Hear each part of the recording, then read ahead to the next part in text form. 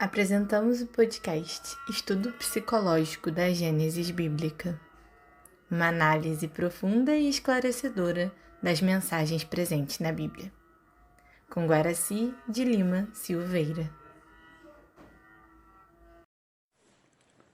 Prezados amigos e amigas que estão estudando conosco a visão geral da Bíblia, eu sou Guaraci de Lima Silveira e nós estamos estudando a Bíblia de Jerusalém, o livro 1 Gênesis, agora no capítulo 13, que vai dizer da separação de Abraão e de Ló.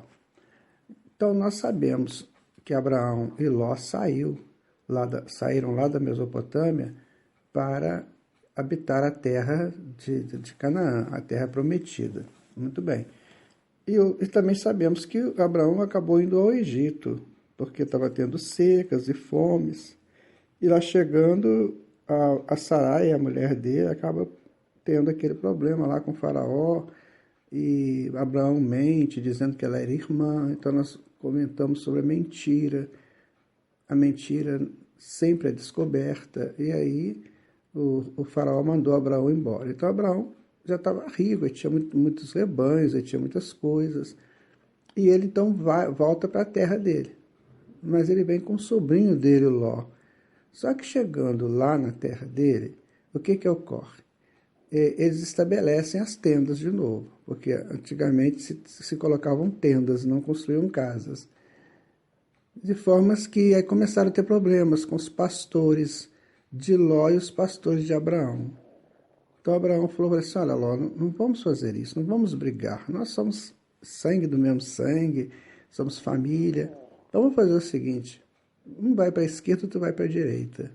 Então acaba que Ló se estabelece na região de Sodoma e Gomorra, que, segundo consta aqui, ficava perto do Mar do Sol, que é o Mar Morto. Muito bem, e ali as coisas vão se distanciando entre Ló e Abraão.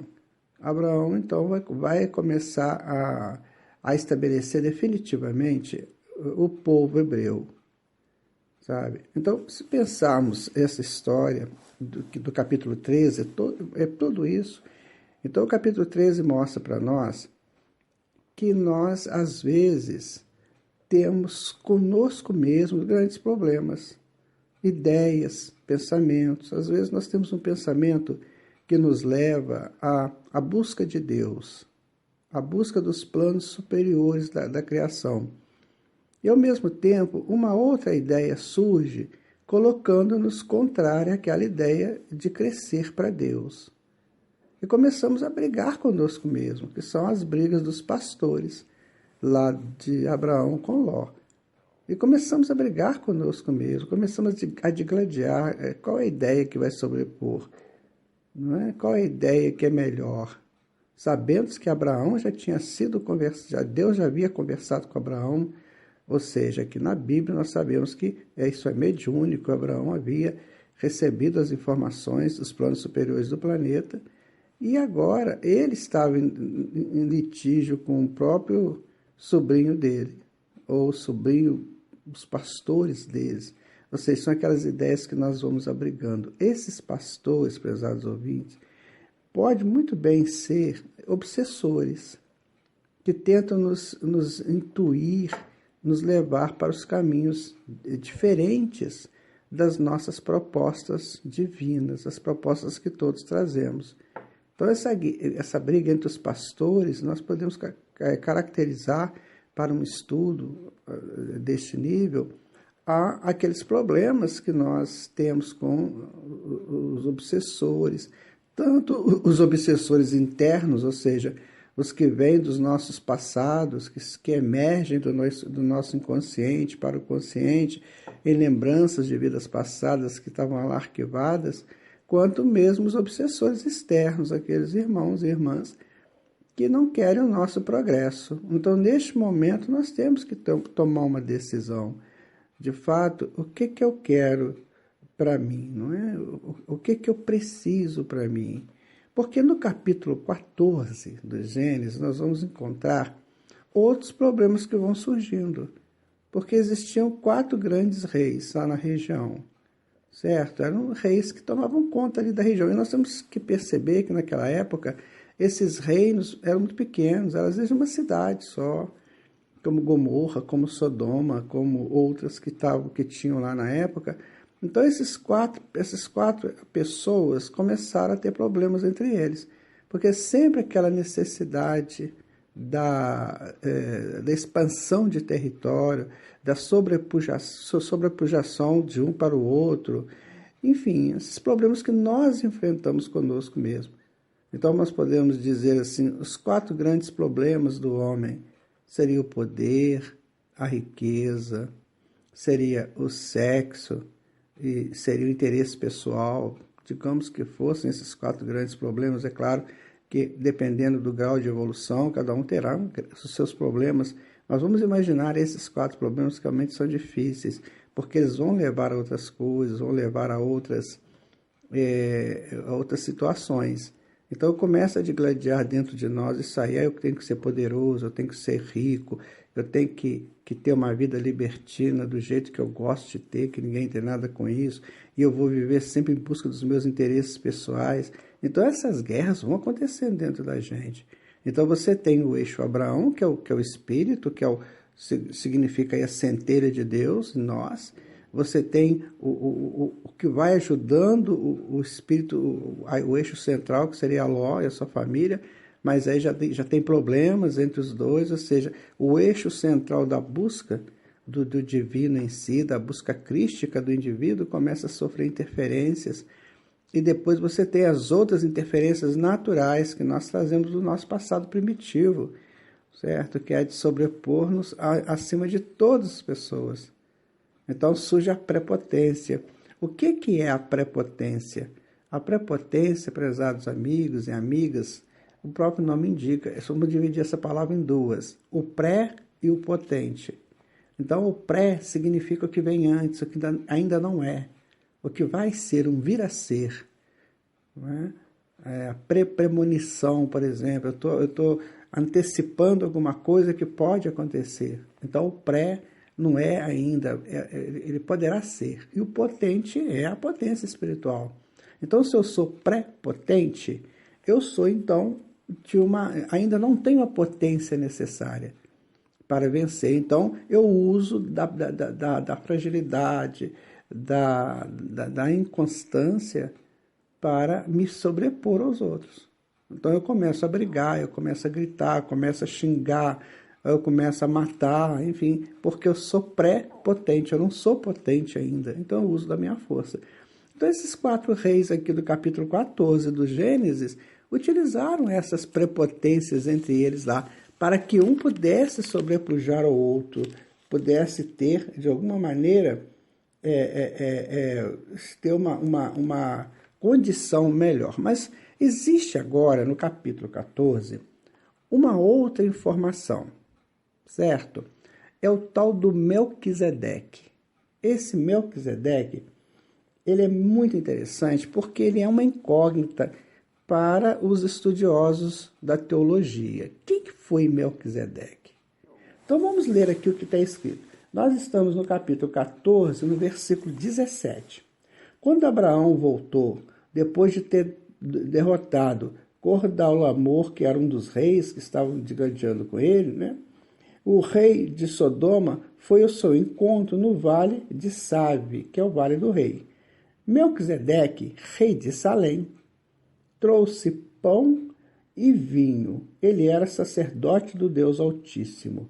E ele pronunciou esta bênção.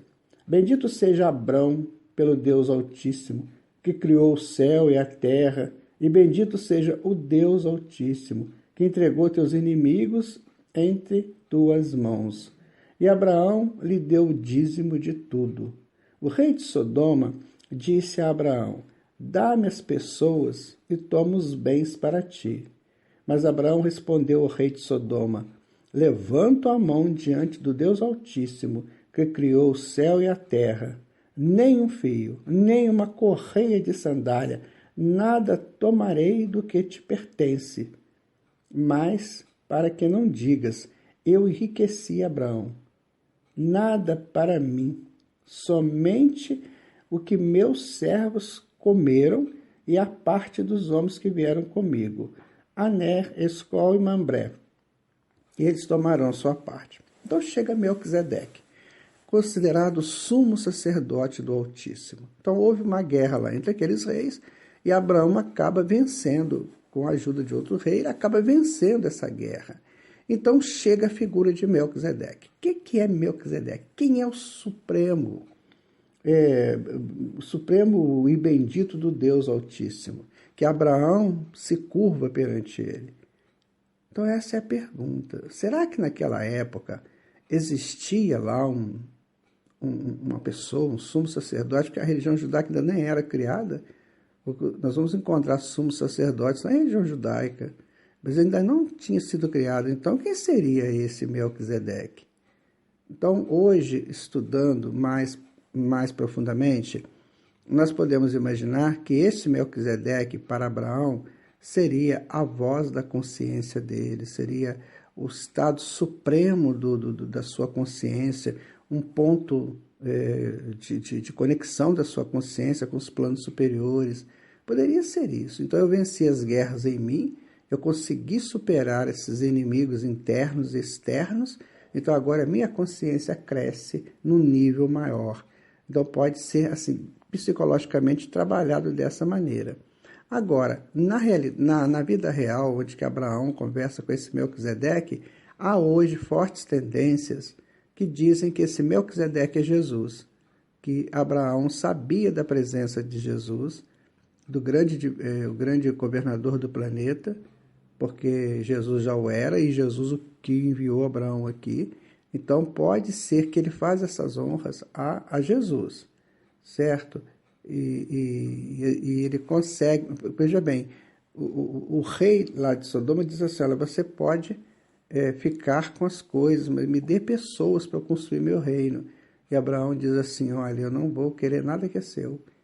Nós nos construímos, as coisas são cada um para si, eu não quero te tomar nada. Então esse é um estado de consciência bem elevado, minha gente. Porque aí você vai vencer exatamente aquilo que mais nos complica na evolução, que é o interesse pessoal, segundo a questão 895 do Livro dos Espíritos.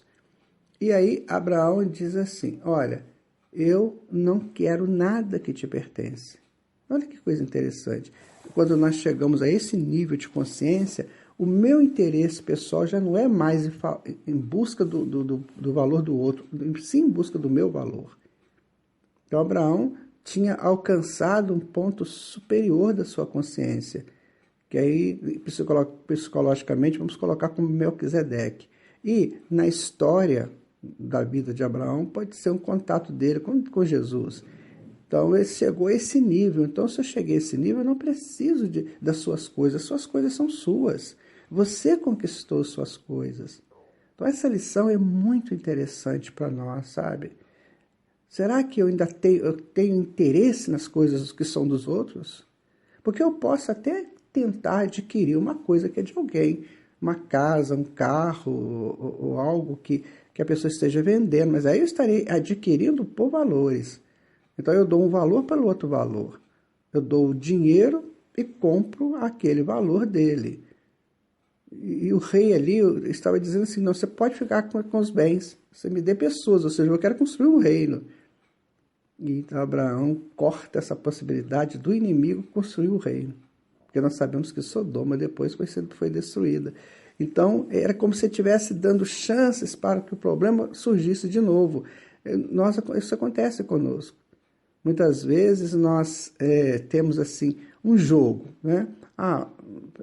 Veja bem, eu te dou um passeio, vamos passear, vamos fazer um turismo, você tem dinheiro, vamos fazer um turismo. E nesse turismo, muitas vezes, nós somos envolvidos em outros problemas. Ou então outra coisa, não só o turismo. Vamos lá no shopping, vamos fazer uma compra, sabe? Então você vai trocando bens materiais pelos bens espirituais. E aqui Abraão foi sincero: não quero nada disso, absolutamente nada. Eu quero aquilo que me pertence. E o que pertencia a Abraão era o nível de consciência elevado que ele estava tendo com essa chegada, com esse contato com Melquisedeque. Melquisedeque ele, esse nível superior da consciência dele, Melquisedeque, o contato de Abraão com Jesus. Vejam que coisa, isso aí, meus prezados amigos e amigas, é uma forma de interpretação, é um estudo que nós podemos fazer.